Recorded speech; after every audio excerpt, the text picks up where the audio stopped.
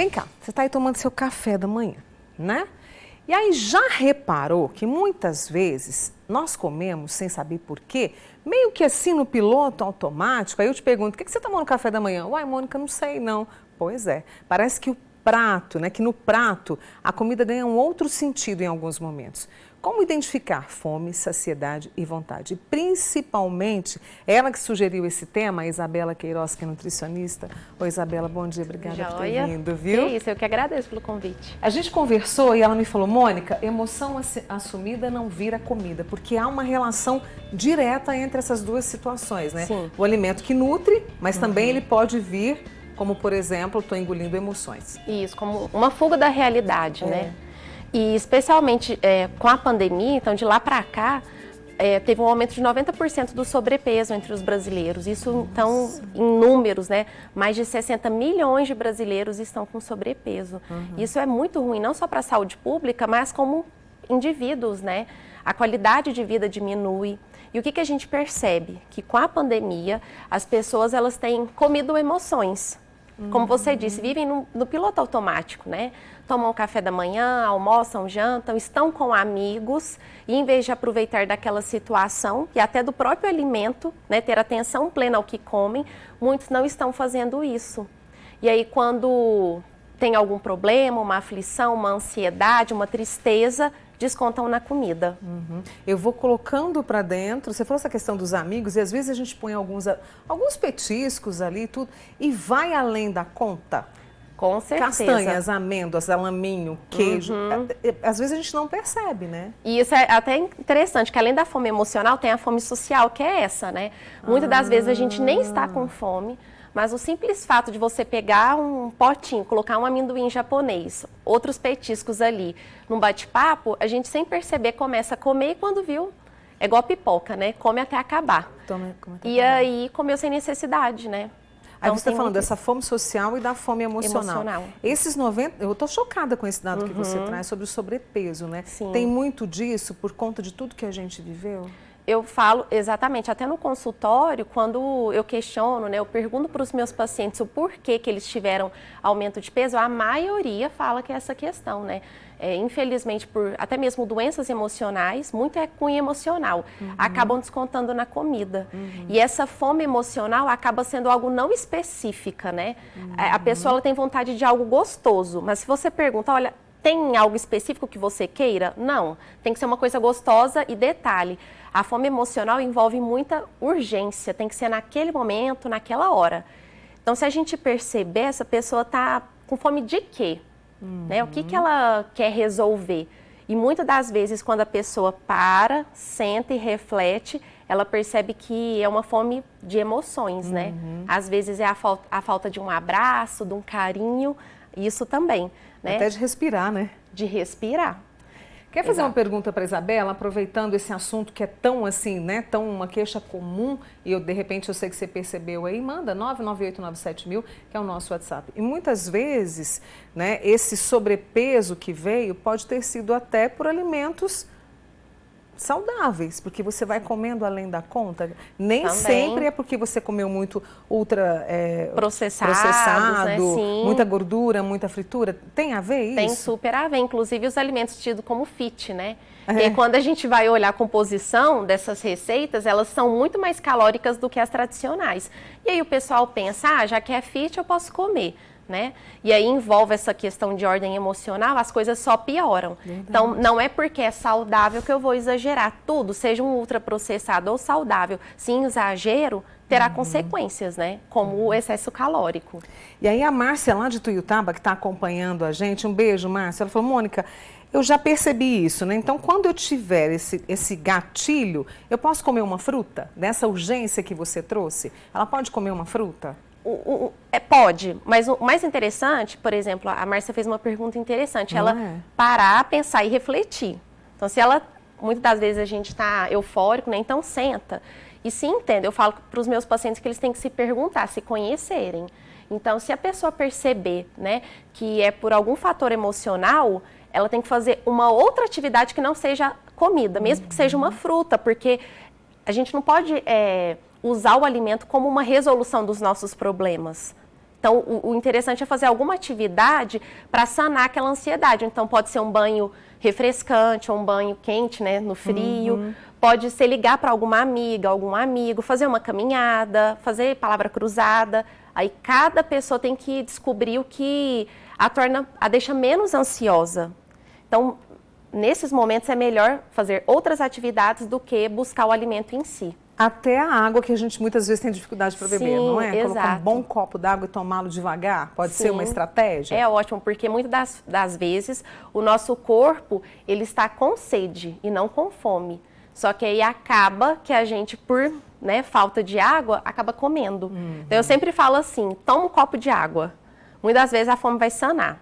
Se a fome não sumir, é porque realmente é fome. É fome. Aí a gente come, né? Eu quero prolongar nisso de como que a gente pode identificar, a fome, de fato, e essa questão da saciedade e da vontade. Eu achei muito legal isso também, viu, Isabela? Agora, deixa eu trazer minha amiga Eugênia Souza.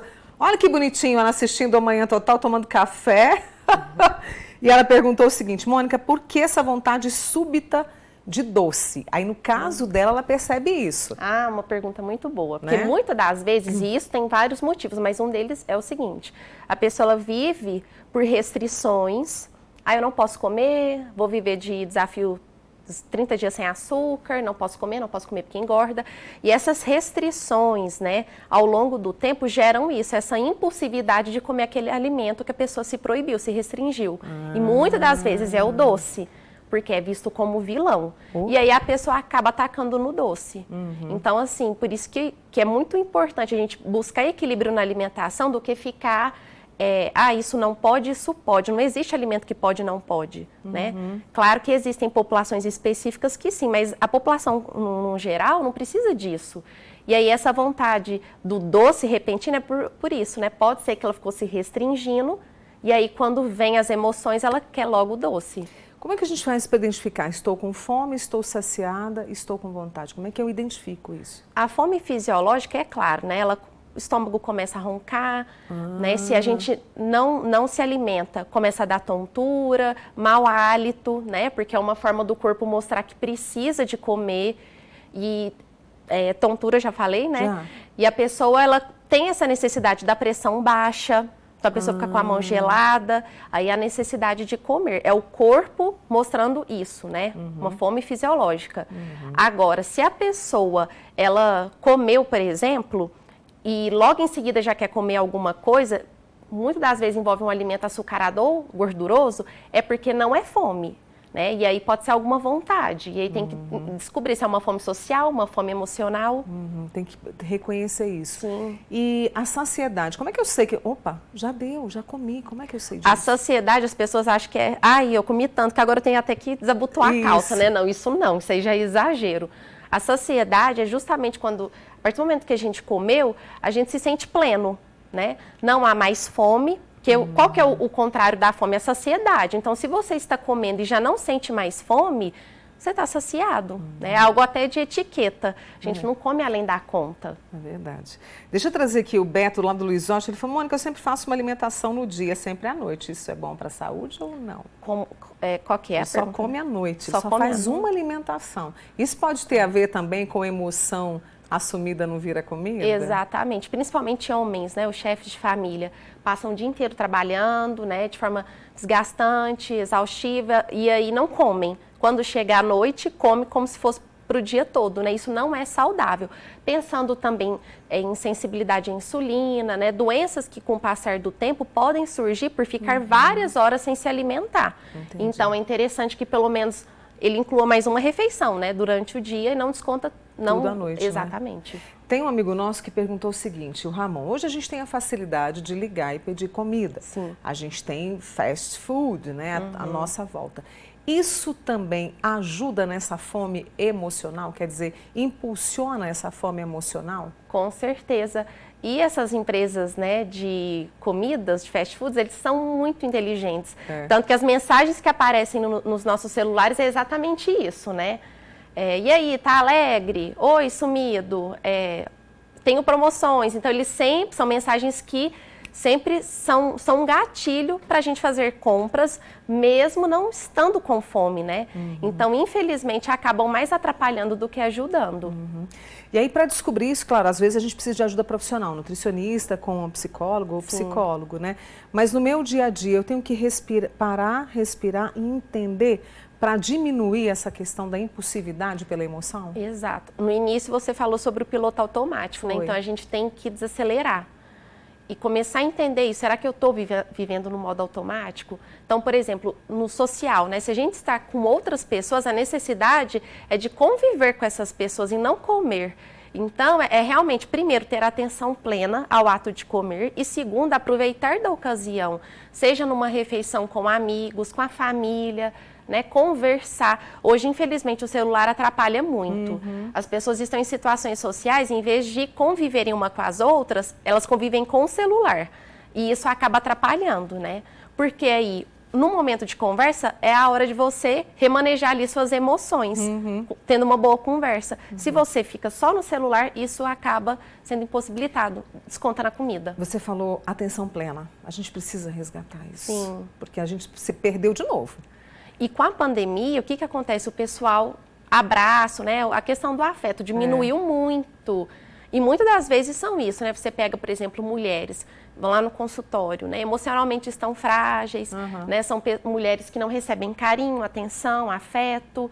E a pandemia acabou que tornou isso aumentado, né? Aumentou bastante isso. Por isso esse recado tão importante da Isabela Queiroz, que é nutricionista, para que a gente resgate agora essa atenção plena e essa relação boa com a comida. Obrigada, viu, Isabela? Eu que agradeço. Bom dia e abraço para os seus pais, né? Ah, sim, eles ficaram felizes em receber o seu abraço. Como é que estão olhando, a Altina e a Fernanda. Isso, Altina e Fernanda, um beijo para vocês, viu? Obrigada, viu? Boa semana, Isabela. Obrigada.